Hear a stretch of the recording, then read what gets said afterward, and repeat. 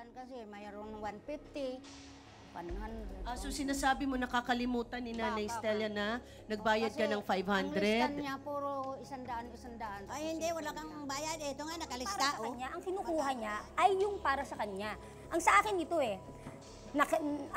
nangailangan ka, pinagbigyan ka, nakinabang ka, ngayon, siya naman yung nangangailangan. Bigay mo naman yung para sa kanya. Kaya ko nasabi kasi siya rin may utang din sa akin. Kaya pagka naningil siya sa akin, hinahayaan ko lang. Ayan. Kaya ganun pa man, Nanay Stella, babayaran ko na po yung utang ni Nanay Beth. Ha? Okay. Maraming salamat sa Face to Face! Parang nakalakad sila. Parang nakalakad sila, Nay. Makalakad na kayo! Yan!